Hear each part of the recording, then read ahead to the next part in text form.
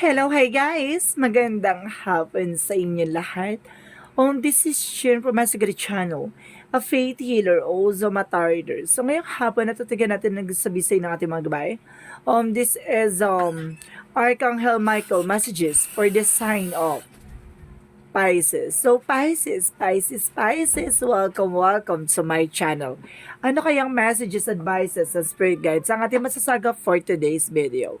Kanino naman kayang energy or kaganapan sa buhay ng mga Pisces ang ating mahagilap? So guys, this reading is a journey reading namang hindi lahat makaka-resonate. Kunin lamang po ang makaka-relate sa inyo and comment down below kung kaninong energy ang ating nasagap. Maraming salamat po sa mga walang sawang suporta sa aking channel. Lalong-lalo na hindi nag-escape ng ads, naway pagpalain po kayo ng Diyos at may kapal, siksik diglig na guumapa man ng balik sa inyo. So kumapit-kapit ka na dahil ito na mensahe sa iyo ng ating mga gabay for the sign of Pisces.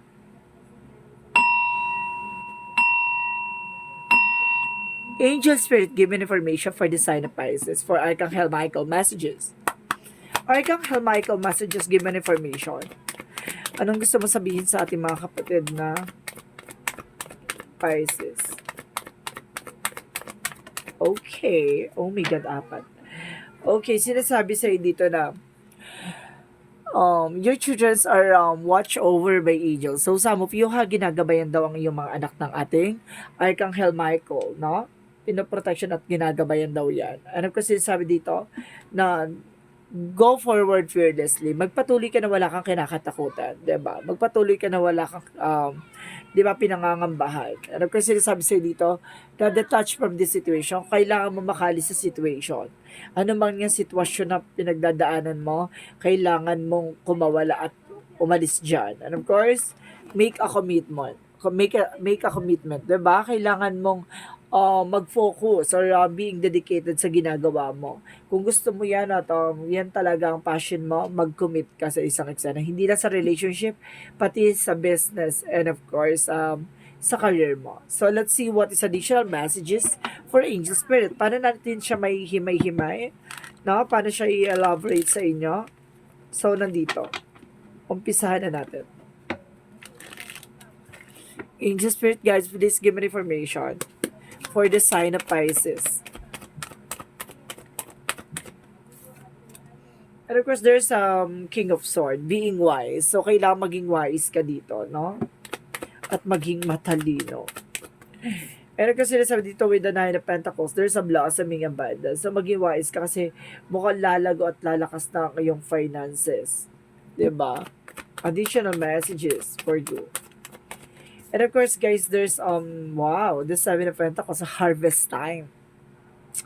Ito rin dudumugin ka ng client, customer, at the same time, there's a Seven of Cups na, kumbaga, yung mga pinaghirapan mo, makukuha mo na. Diba? There's a paying off. Because there's a strength card, confidence. So, ito yung kailangan mo. I-boost mo tong confidence na to. Naway magtuloy-tuloy, no? Ito kasi yung kailangan mo, yung wala kang kinakatakutan. Yung sinasabing go forward fearlessly, yung kailangan mo magpatuloy na wala kang kinakatakutan, wala kang pinangangambahan. Ganon. So, let's see what is additional messages. There's a high priestess. So, there's an unexpected moment. Or sinasabi dito na there's a fear or something illusions. So, kailangan mong alisin yan kasi there's an negative thoughts no, na pumapasok sa'yo. Let's see what is additional messages. And of course, guys, there's Three of Swords. So, maraming naiinggit behind your back, no? Lapitin ka ng inggitera. And I guess there's a Knight of Swords. Kumaga, there's a success driven, no?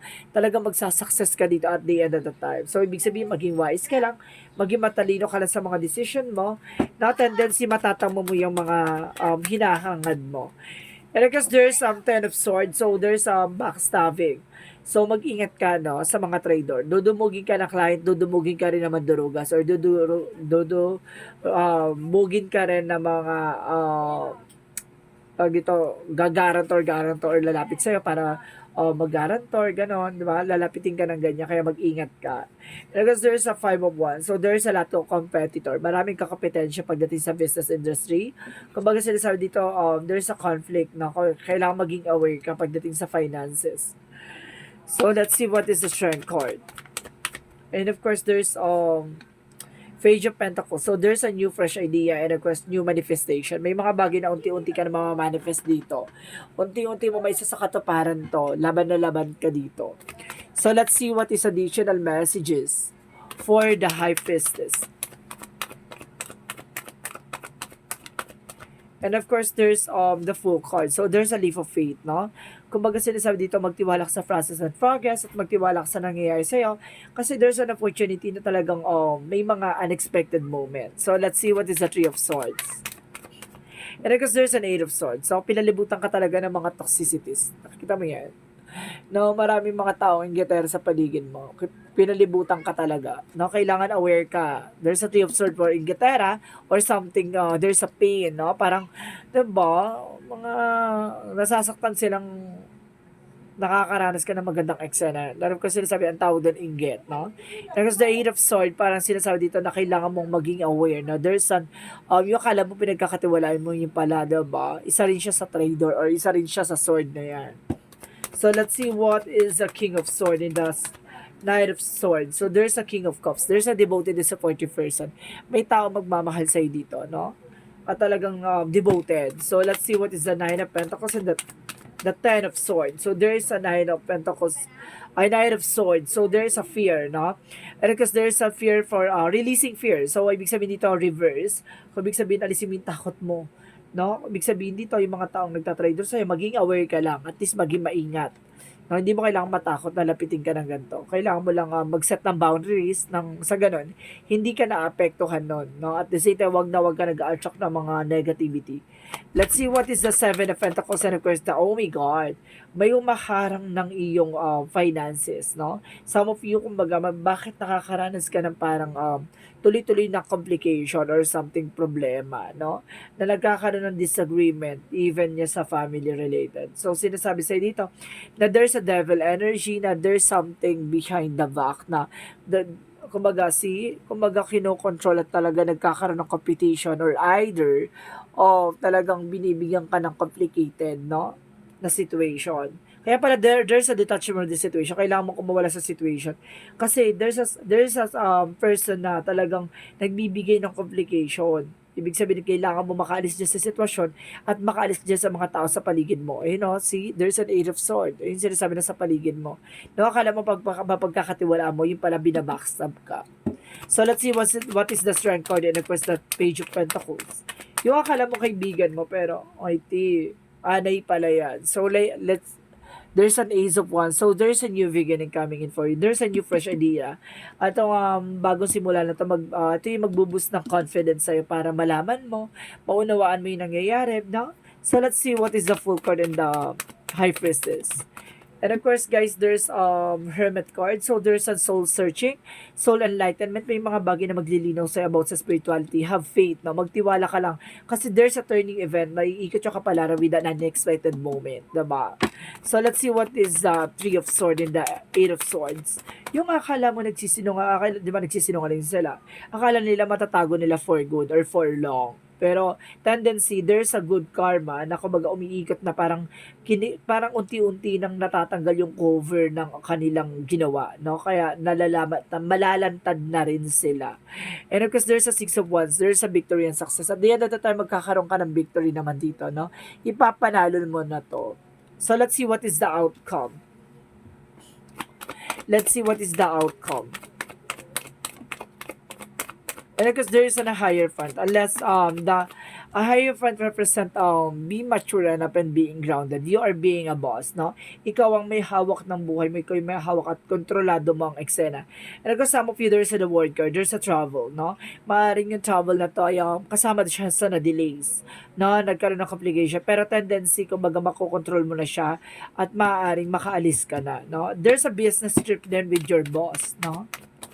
Because there's a Ten of Cups, there's a happiness. Wow, there's a happy family. So some of you baka tumira kayo sa bansa or some of you baka mamigrate kayo, no, with your family or something, diba? Or there's a homecoming that brings you an happiness, no? So let's see what is the Love Oracle card.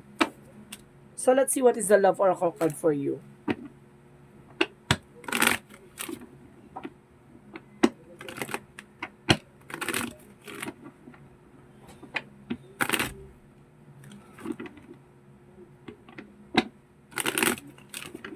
Let's see what is the love oracle card.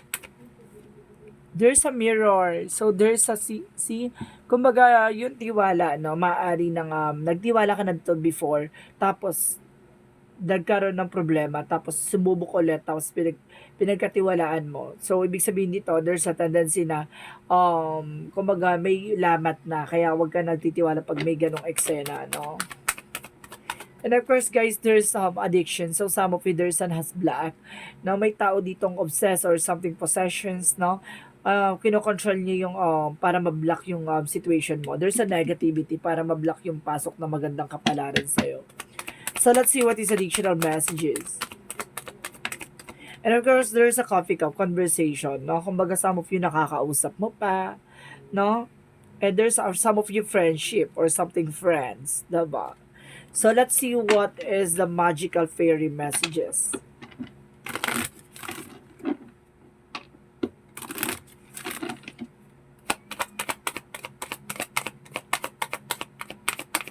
What? Oh, there's a children. So, some of you talaga na may kinalaman dito ang iyong mga anak na naapektuhan.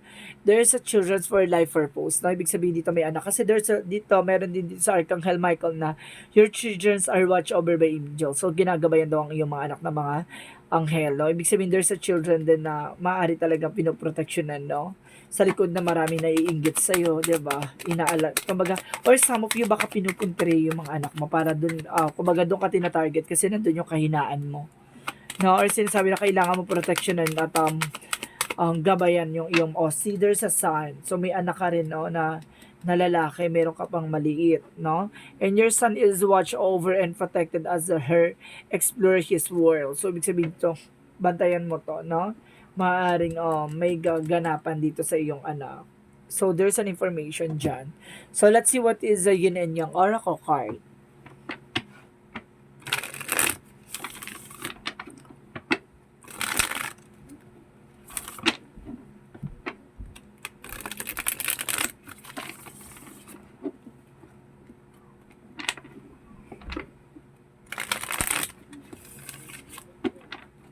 Okay, angels, there's an ancestor, guys. So, some of you, ginagabayan daw lang iyong mga mahal sa buhay na yumao. No, ancestor, guys. And of course, at the same time, let's see. And of course, meron din daw ditong, there's a growth, no? Magkakaroon ka ng growth and expansion or something, may ugat to talaga to, no? May ugat ng pinanggagalingan to. Eksena na to. So, let's see what is additional messages. There's a unity. So, ibig sabihin dito, kailangan magkaisa, no?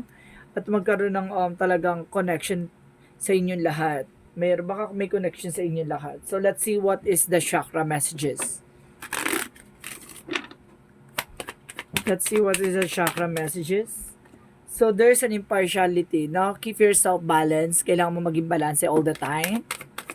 Additional messages, and there's a service. So, some of you kumbaga, maaaring itrabaho mo ay public servant or services, no? And kasi sa dito, there's a passion. So, ibig sabihin, gawin mo yung mga bagay na alam mong, diba?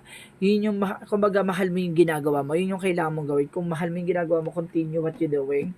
And there's a mysticism, diba? May misteryo dito. Hindi mo pa kilala yung taong gumagawa sa'yo. Kumbaga, wala kang idea na yung taong malapit sa'yo, yung pala yung gumagawa sa'yo. Diba? So, let's see what is the romance angels.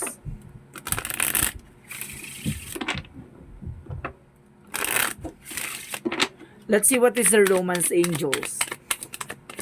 And there's a codependency. No? Parang sinasabi dito na addictions are affecting your romantic life. So, some of you so talagang meron something addiction dito. Maaaring yung partner mo, but there's an addictions or something na kumbaga maaaring nagsusugal or something diba? Kaya kailangan mag-ingat ka, maging aware. And of course, some of you guys, there's information na kumbaga merong kumbaga kailangan magkaroon ng separation sa inyong dalawa with your friends. Mamaya, kumbaga masyado siyang addict sa ginagawa niya sa'yo, diba? May ganun eh. So, let's see what is Archangel Raphael messages for you. There's a stay positive. So, kailangan mo maging panatiliing positibo sa lahat ng bagay. At the same time, there's a relationship. So, ibig sabihin, may kinalaman din ang your relationship. It's either your first relationship, gano'n, no? So, there's an information dyan. Maaring mabigat tong person mo, 'di ba? Kaya hindi kayo makausad, hindi kayo makabangon kasi there's a toxic family. So let's see what is additional messages. And there's a caring connection. So ibig sabihin meron ditong taong nakalaan para sa iyo, no? Talaga alagaan ka, 'di ba? Mahalin ka. And of course there's the sun card.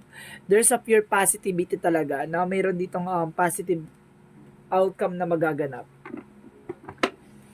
So let's see what is there's a success din, no? There's a success. So let's see what is the Monsology. Let's see what is the Monsology. And because there's an expect the powerful change. So mag-expect ka ng mga, 'di ba, magagandang bagay na alam mong hindi mo na-expect, 'di ba? There's a changes coming in with powerful changes. So let's see what is additional messages. And there's a growth. Talaga meron ditong growth, no?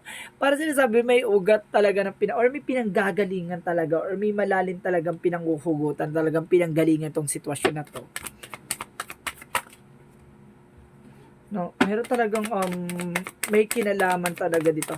It's either yung person mo, no? It's kumbaga may family siya na, 'di ba, marunong gumamit ng black magic or something kaliwa, no?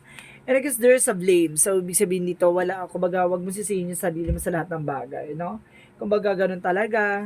May mga bagay na hindi naman natin in-expect na mangyari at hindi naman natin gusto mangyari, no? So let's see what is additional messages. And of course there's breath of the cosmos, no? May will to thy will, micromanaging the universe. Ibig sabihin nito mangyayari yung mga bagay na dapat mangyari. 'Di ba? Ayon sa universe natin na kumbaga ipagkakaloob sa iyo yung mga bagay na possible na mangyari. So let's see what is additional messages. And there's a trust. So, kailangan mo magtiwala, no? Magtiwala sa buong may kapal, diba? Na yung mga bagay na ibinibigay sa'yo ay maisa sa katuparan. At maaring mailantad yung mga bagay na nakatago sa'yo. And of course, there's a leadership, no? Kailangan mong pamunuan. So, baka ikaw ay professor, teacher, no? Maaring ganyan. Or trainer. So, let's see what is additional messages. And there's an inner truth. So, malalaman mo talaga yung katotohanan. May katotohanan. Ibig sabihin dito, there's a revelations, no? At the same time, there's a spring by awakening. Parang kailangan mo na mag-pay attention or something, wake up call, parang gano'n, ginigising ka sa katotohanan. Meron something dito na paggising sa katotohanan, no? Na parang kailangan maging aware ka sa paligid mo. There's a toxic family talaga. Lakas ang ano ko talaga dito. There's a personal power. No? Kumbaga flexible ka sa lahat ng bagay. Kaya mo makisama at kaya mong makisalamuha ka kahit kanino. No? And let's see what is the Jesus loving quotes. Let's see what is the Jesus loving quotes. Okay.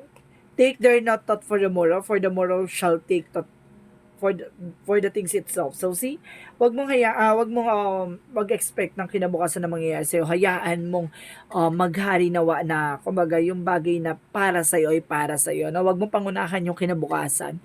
Kasi the more na pinapangunahan mo, nagkakaroon na unexpected moment. No? So let's see what is the angel's number. Mag-proceed muna tayo sa angel's number. Then of course, magkakaroon tayo ng angel's answer. So mag-ready kayo ng question nyo. Gamit ang isip nyo nang sa ganun masagot yung katanungan nyo. No? So let's see what is the angel's number. Angel's number. So there's a 10-10. I am patient. So kailangan habaan mo yung pasensya mo dito. No? Keep your thoughts positive and be patient as everything is working out for your highest good. Trust that your angels are working behind the scene to help you. So see, kumbaga magkaroon ka ng habaan mo yung pasensya mo kasi kumbaga ilalantad naman yan, no? At kumbaga magtiwala ka sa ating mga gabay na ibibigay niyo yung mga bagay na makakatulong sa'yo, no? At maging positibo ka lang sa lahat ng bagay kasi ipagkakaloob niya yung mga bagay na yan at malalaman mo yung mga bagay na dapat mong malaman para sa ikabubuti mo. So, let's see what is the angel's answer. So, guys, mag-ready na kayo ng questions. Bibilang ako ng 3. Kailangan nakapag-ready na kayo ng question nyo. Okay?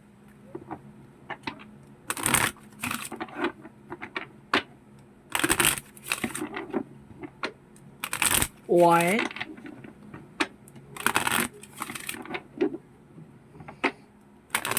2. 3. So, angels answer, give me an information. So, may question na kayo, ha? Oh my God. So, sinasabi sa'yo dito na ating gabay, there's something better, no? Kumbaga, meron pang mas higit na mas magandang ibubunga, no? Or may maganda pang dahilan kung bakit may mga bagay na hindi ka pa nakuha, no? Or may mga bagay na hindi para pa sa'yo. And of course, taking action, kailangan mong kumilos at gumalaw at kailangan mong ikaw ang magsusolusyon o ikaw ang gagawa ng actions, no? So, let's see what is the messages of life. Let's see what is the messages of life. So, there's a trusting talaga, no? 3 beses na lumabas yung trust. So, malaki yung dito na kailangan mo magtiwala sa ating poong may kapal, no? There's a trust talaga. Today, I trust in God. No matter what happened as my day unfold, I will remember to remain in harmony. I will maintain my sense of humor. I will keep my focus on God loves me. In this way, I will minimize drama and increase my inner spiritual strength. So, ibig sabihin dito, palakasin mo yung spirituality mo, no? Kumbaga magtiwala ka, no more drama, no more negativities. Kailangan mo lang magtiwala at magpatuloy sa ginagawa mo. Kasi at the end of the time, malalaban mo yung mga bagay na para sa'yo, no? So, ibig sabihin talaga dito na ang lakas ng energy talaga dito. There's a trust na kailangan mong makinig at kailangan mong magtiwala. There's a trust and trusting. Meron pa dito nga about sa trust, alam ko So, ibig sabihin talaga dito, sinusubukan yung iyong tiwala at ang pananampalataya, no? Dito kayo hubugin, dito kayo susubukin, no? So, this is Archangel Michael messages for the sign of Pisces. This reading is a journey din lamang, hindi lahat makaka-resonate. Kunin lamang po ang makaka-relate sa inyo. Comment down below kung kaninong energy ang ating nasagap. Maraming salamat pa sa mga walang sawag support sa aking channel. Lalo na hindi nag-skip ng ads. Naway pagpalain po kayo ng Diyos at may kapal. Siksik diglig na gumawa ng balik sa inyo. Maraming salamat po and see you in the next video. Bye-bye and babush.